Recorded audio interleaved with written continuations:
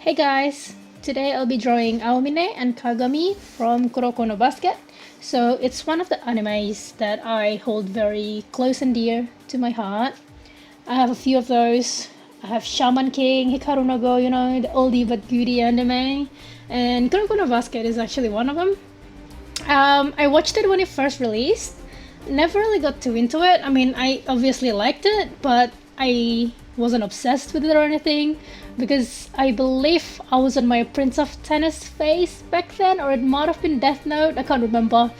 But yeah, it was a while ago, and then just a few months ago, I had this kind of epiphany saying that, hey, why don't you rewatch this anime? Because you really liked it last time you watched it, and since you're really bored right now, give it a go again. And I did. Ended up being really obsessed with it.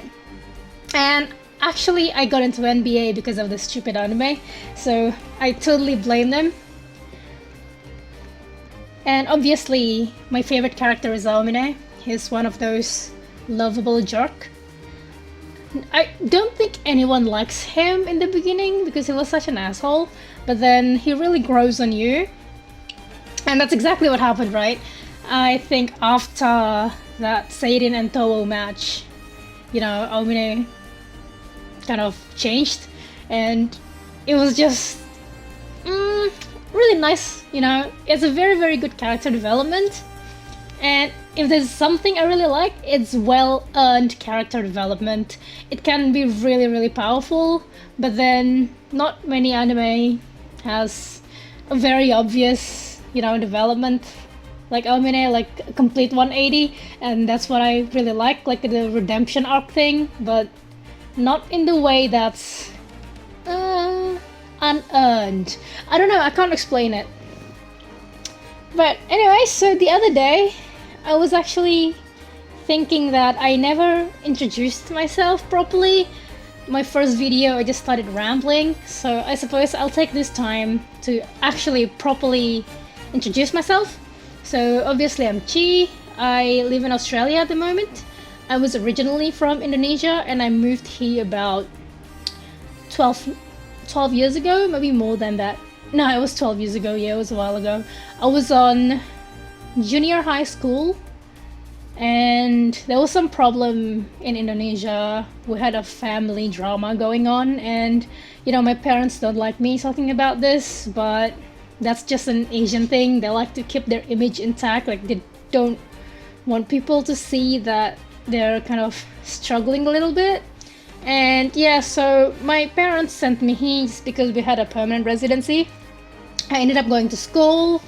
The language was very overwhelming when I first came here, so it was very difficult for me to find like friends, I guess. It took me about 2-3 years to get comfortable and to actually and properly understand the dialects here, because you know how Australians speak.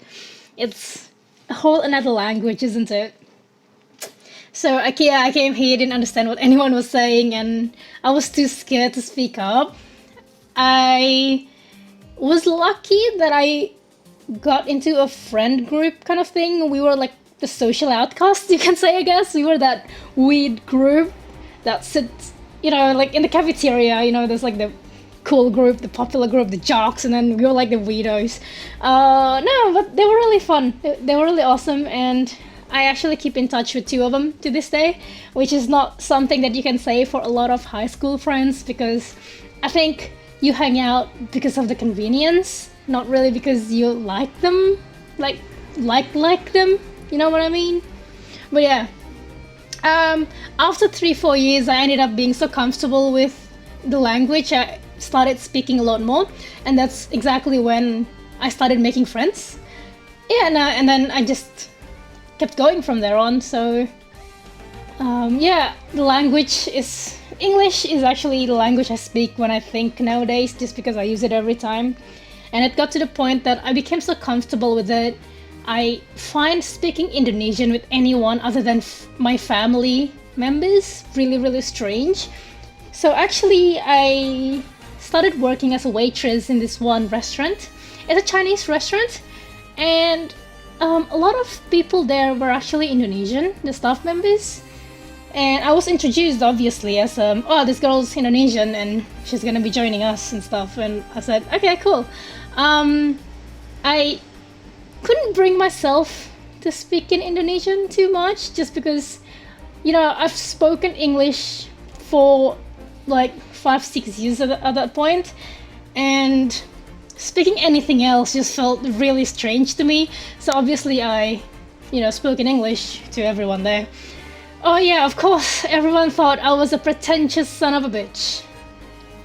They thought my English was, you know, oh, she feels like her English is so good, she doesn't have to speak Indonesian anymore, she wanna like show off her pronunciation skill. And obviously they spoke behind my back, right? And they just said so many nasty rumors about me that I wouldn't know if someone hadn't told me. Obviously, I knew that after I actually left the job, but it's actually funny because I ended up making friends with everyone at work, and everyone just stopped talking bad about me. Instead, when there's a problematic customer, they just say, "Hey, can you like handle them, because we don't understand what they're saying and we don't know what to say to them." It felt good, I guess, to be relied on, but then it's kind of human nature, isn't it? Like, you just talk shit about people you don't know, like behind their back, because yeah, even though you don't want to, like, you might be compelled to because everyone else is talking about someone. I don't feel hurt by it. I was more amused than anything, because a lot of the people there asked me like, oh, can you teach us how to speak English like properly, because we have this really thick accent. And I said, oh, I mean, you can't really practice it in one sitting, you know, you have to actually use the language in order to be good at it. I didn't say that outright, but, you know, maybe if they start speaking English a lot more, instead of just talking within the friend group that they have currently, maybe they'll be better, you know, just a maybe. But yeah, that was just one part of my life that I thought was kind of funny. I always tell people this story when I meet them.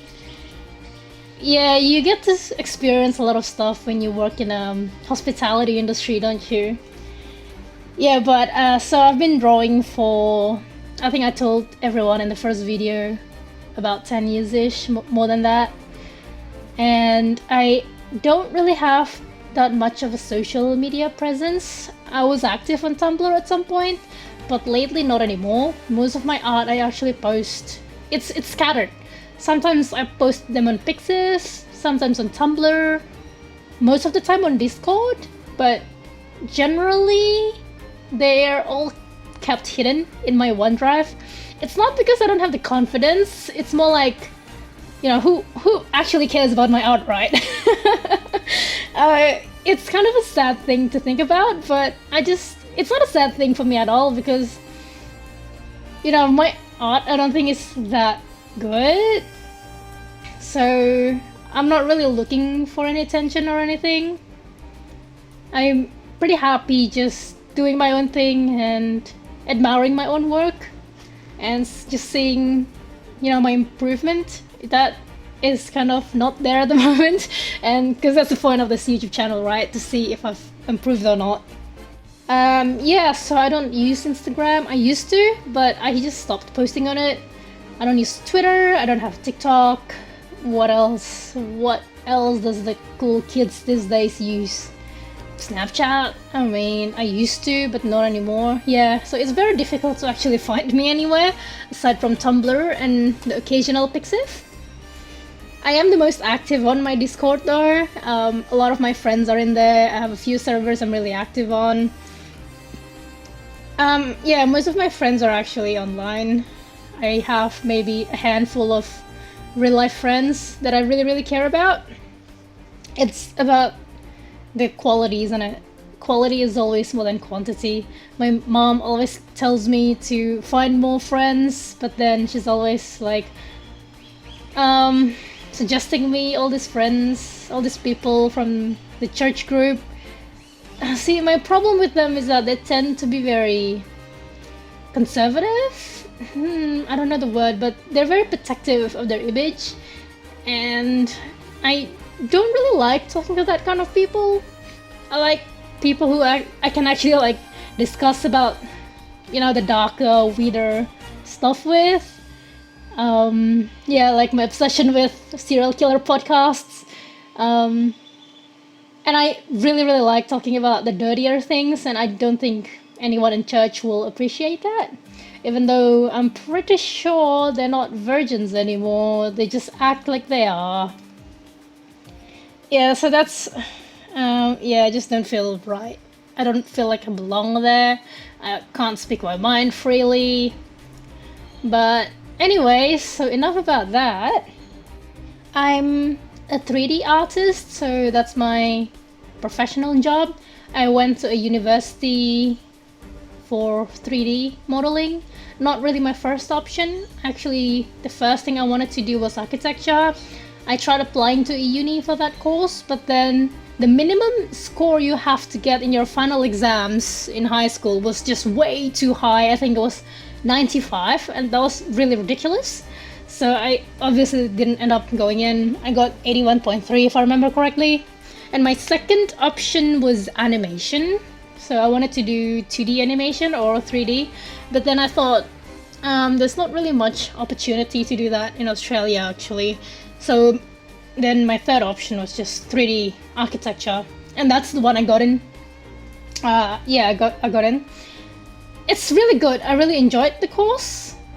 It's creative, but then it's technical at the same time, and I really like that combination.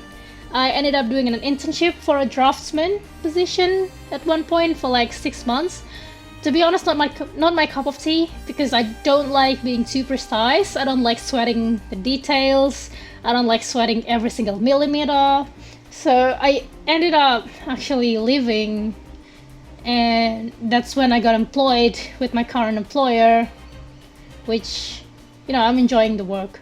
It can get stressful at times, especially with the deadlines, but I think it's fun.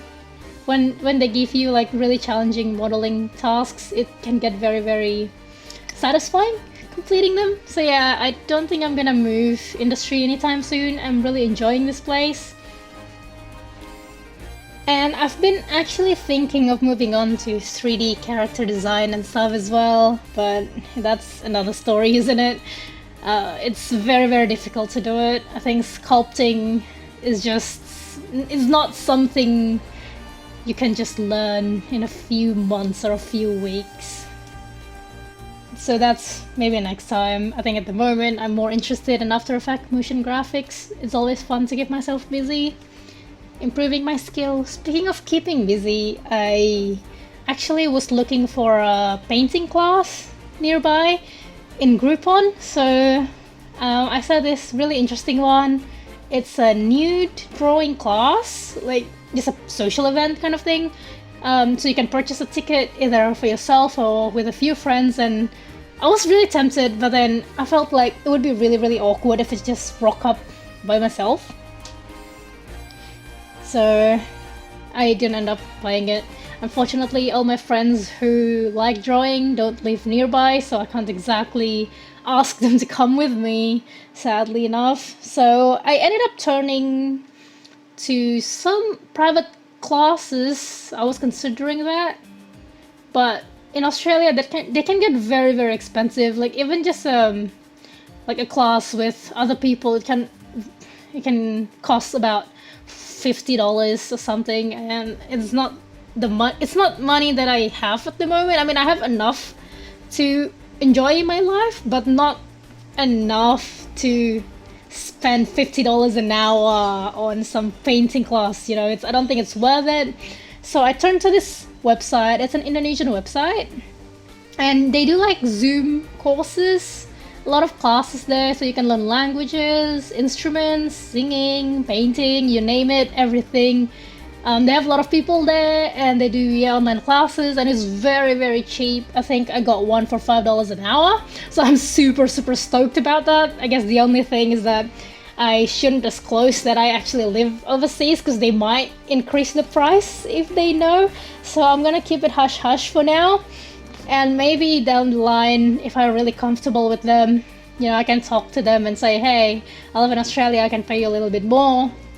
But that's only if I'm really happy with their service, obviously. And it feels really good as well to kind of help out, I guess. Like, I help myself and I help them because the situation in Indonesia is pretty dire at the moment with the whole COVID thing. So a lot of businesses closed down. All the government assistance is not very effective. So it's kind of a sad place. I really want to go back there and, maybe spend some money on the businesses, but I can't, obviously. I mean, I can go there, but I might not be able to come back to Australia. But I think that's enough about my life for now. That was a lot of information, actually. And yeah, so I'm actually finished with this drawing now. It was a struggle drawing Kagami. Aomine, actually, I used the reference, but Kagami, I just drew it straight from my head. That's why I struggled so much with his pose, with his hair, with his eyes, everything. And it was just, But yeah, I'm finished now. This is Aomine and Kagami from Kuroko no Basket. I'll see you guys next week with another drawing. Thank you. Bye.